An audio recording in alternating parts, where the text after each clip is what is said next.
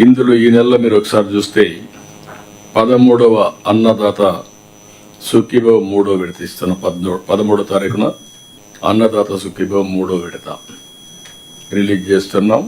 Evening 5 PM ప్రధానమంత్రి గారు inaugurate చేస్తున్నాడు. కేంద్రం మనం ఇచ్చేది కూడా ఆ రోజే వాళ్ళ అకౌంట్లో వేసి మనం వాళ్ళు మోటివేట్ చేస్తాం. అదే సమయంలో ప్రతి ఒక్కసారి రైతు విషయంలో ప్రత్యేకమైన శ్రద్ధ పెట్టాం. ఎందుకంటే ఫుడ్ హ్యాబిట్స్ మారుతున్నాయి, వ్యవసాయ సంక్షోభంలో ఉంది. దీన్ని ఏ విధంగా ఓవర్కమ్ కావాలి అనుకున్నప్పుడు టోటల్ అప్రోచ్లో మార్పు రావాలనే ఉద్దేశంతో ప్రతి ఒక్క అన్నదాత సుఖీభవ కార్యక్రమం అప్పుడు రైతు సంఘాలకు ఇప్పుడు మార్కెట్ కమిటీలు ఉన్నాయి, ప్యాక్స్ ఉన్నాయి, సాగునీటి సంఘాలు ఉన్నాయి.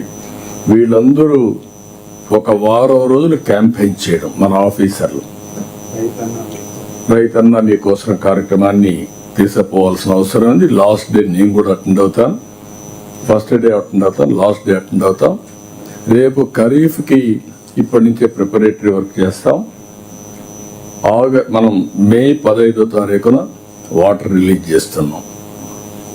నారుమళ్ళు వేసుకోవడం, పంటలు వేయడం, ఇవన్నీ మనం అడ్వాన్స్గానే, ఇంత మునుపు ఒక అన్సర్టనిటీ ఉండేది, ఇప్పుడు ఆ అన్సర్టనిటీ లేదు. దానికి మనం ముందుకు పోతాం. రెండోది, ఈ మంత్లోనే ఉగాదిలో 2 లక్ష, ఇది కూడా అన్నదాత సుఖీ కూడా ఉగాది కానుక, ఇది అవుతానే 2,50,000 ఇళ్ళు గృహప్రవేశాలు చేస్తున్నాం.